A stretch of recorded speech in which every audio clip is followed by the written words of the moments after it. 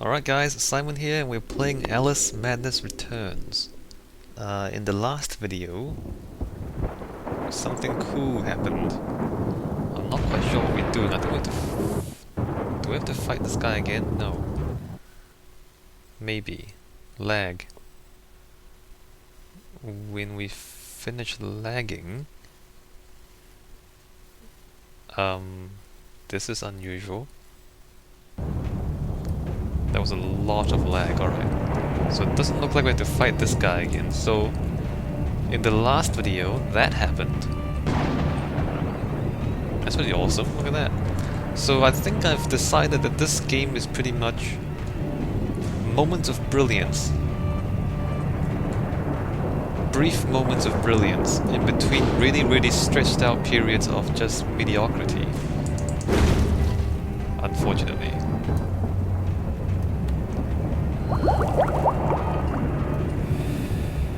A journey of 1,000 miles begins with a single step. A single step off London Bridge could end my journey. Failure as your epitaph. I'd hoped you were more courageous. I mean, like the artwork is great, but then you get to spend like 3 hours looking at the same stuff over and over again. I don't know if it's 3 hours. Maybe like 2 hours. Like the levels are long and not particularly interesting. Like you have like one game mechanic, and then you have to just repeat it like 3 or 4 or 5 times, even though the 5th time is no different from the first. So it's that kind of thing, you know? It's like there are some good ideas, but it feels like they just stretched it out way too much. That's what it feels like. And then these collectibles don't make any sense. So I don't know how to feel about this game. Like, there are certain things about this game that really deserve to be praised, but when you actually play it, it's not as good as... it doesn't feel as good as it should.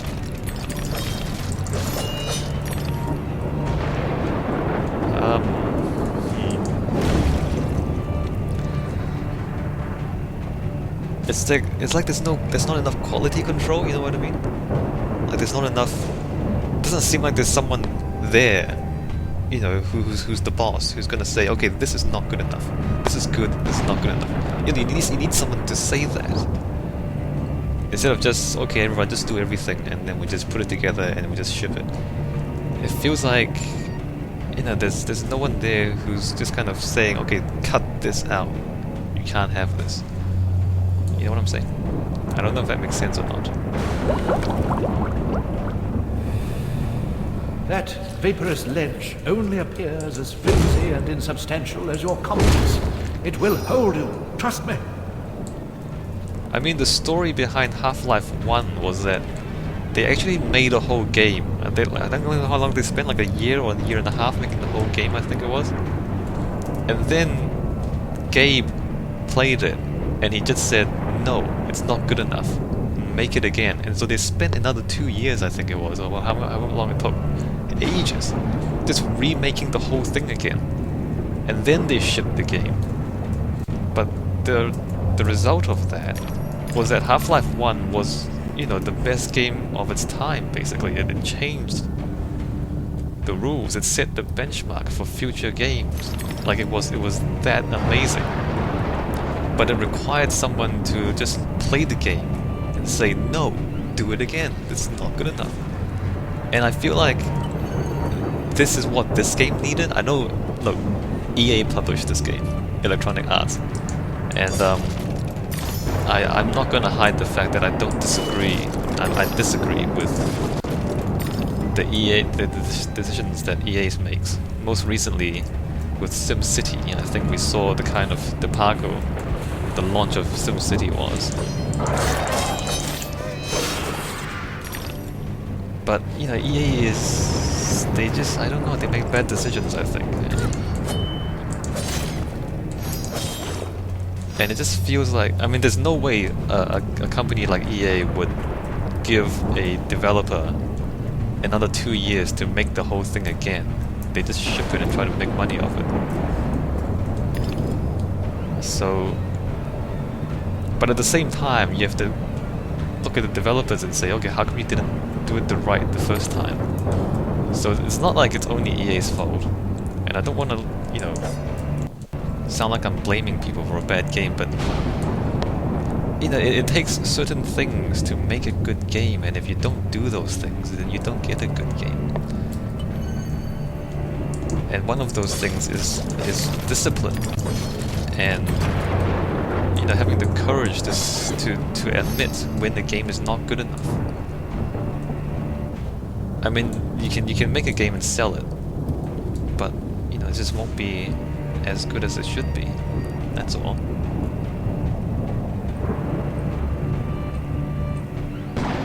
Okay. There's things over here. Highly suspicious things. Look at these.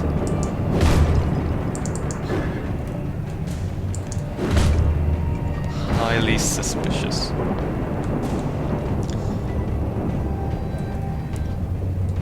And I mean, look at the artwork. It's pretty amazing, right? There's like a table. This is the tea party. There's the table, but it's like a spiral. I mean, it's okay. That's clipping through the gate there. That's kind of odd. I mean, you can tell that there's the potential for brilliance here. The people, or some of the people involved in this project, are clearly very good at what they do. I'm not so sure about the guy who wrote the story, but maybe he just didn't get enough, you know, time with the thing. But there's enough talent here to make a really, really good game.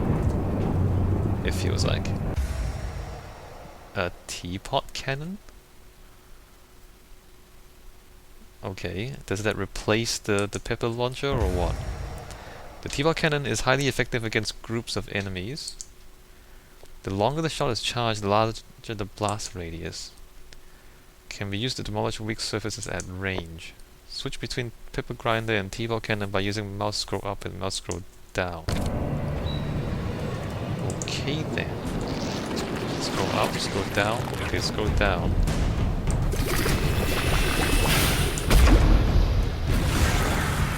That's amazing.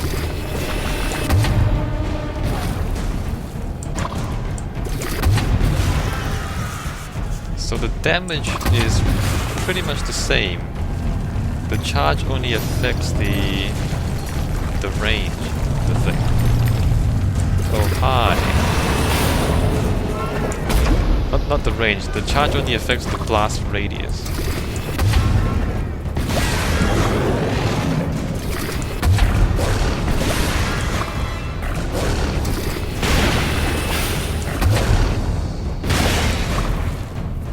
Is that thing being hurt or what?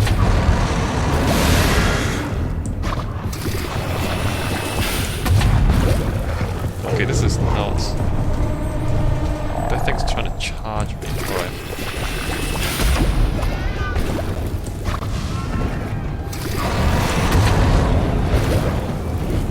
Am I actually hitting it? Alright, I'm gonna switch back to the pepper grinder. Because that actually... no, let me just go back to the teapot cannon.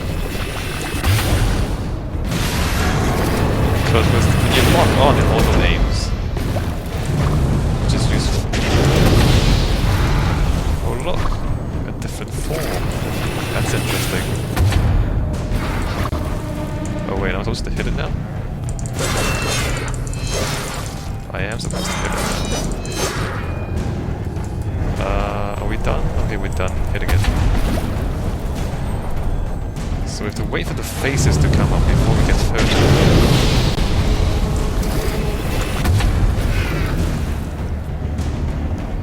Then we can run up. Hammer time.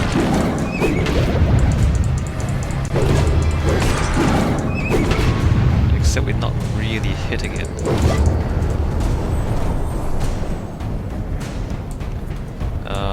Four is the cannon, okay. And lag.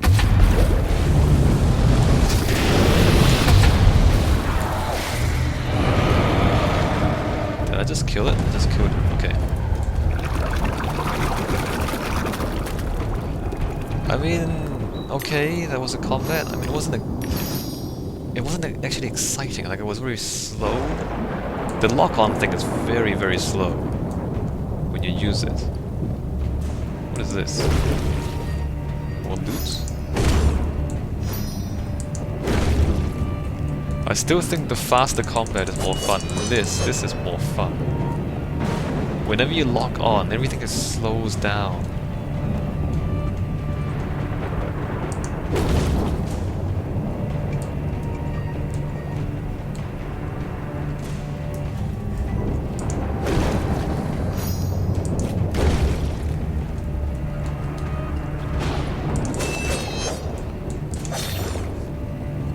So what are we doing here? We're just kind of walking from one room to the next, right? Okay. See, the gameplay is the same. This is like the third chapter, and the basic gameplay is just walking from one room to the next, occasionally fighting a monster, occasionally picking up some teeth. Like, it's not good enough for a game this long. There's not enough substance here to fill a game this long, you know what I mean?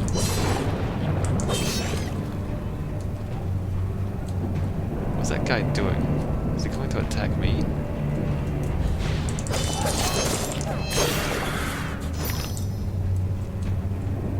There's another pipe thing here.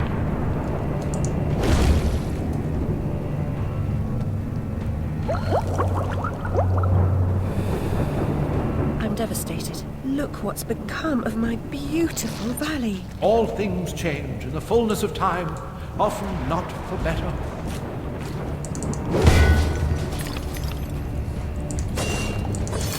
And that thing, like, the pipe is basically just a switch, right? You pull the switch, something opens up and you go to the next thing. Walk down a corridor, fight a few monsters, pull the switch. That's been the gameplay since the beginning. And there's too much of that. It's not fun. That's not fun. Some of the combat is challenging and fun, not all of it. Oh wait, what's this? Is this a secret?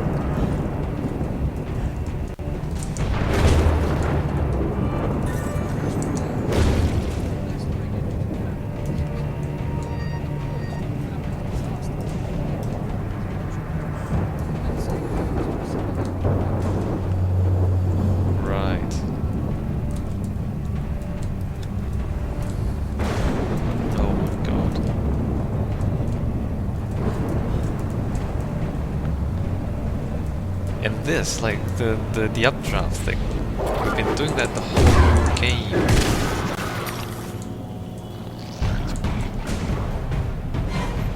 Why is that? Okay, that's why.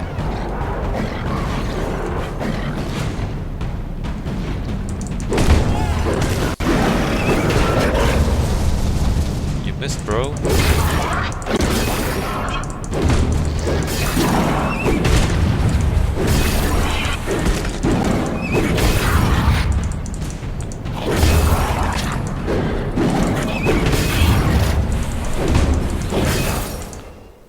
And the lag. I swear this thing has the weirdest invulnerability frames.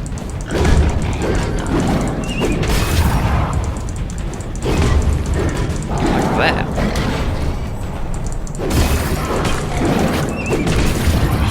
And then I got invulnerability, right? Do you see that? He just swung right through me again.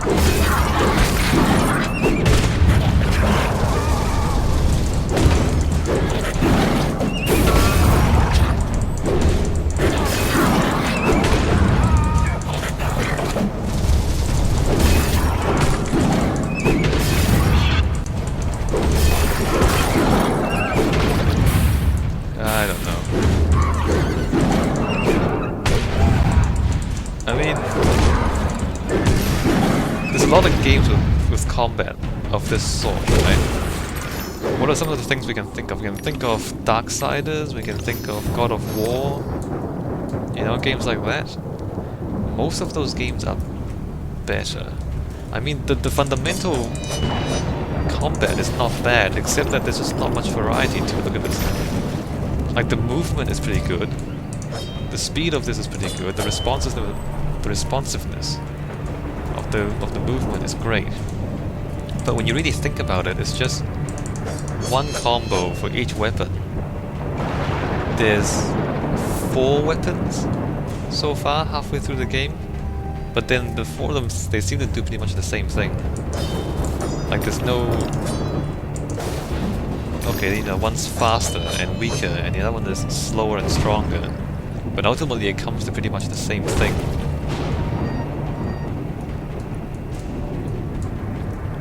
And... you know, with God of War, there's the quick time events. Where, I mean, they're not necessary, they're not mandatory, but then you get special... and the lag. You get special kill animations on them whenever you use them, right? That's pretty awesome. And I think there's more skill involved too, like in attack when you're in the air, you can launch enemies into the air and attack them there. You can't do it in this game. Like, there's more variety, there's more combos. I mean, when you think about it that way, and you just kind of compare this game with others like it, it's just not as good. There's not as much stuff. And like, if there's less variety, then you can't have the game just as long or longer and not have it become boring, right? You see what I'm saying? If the game is going to be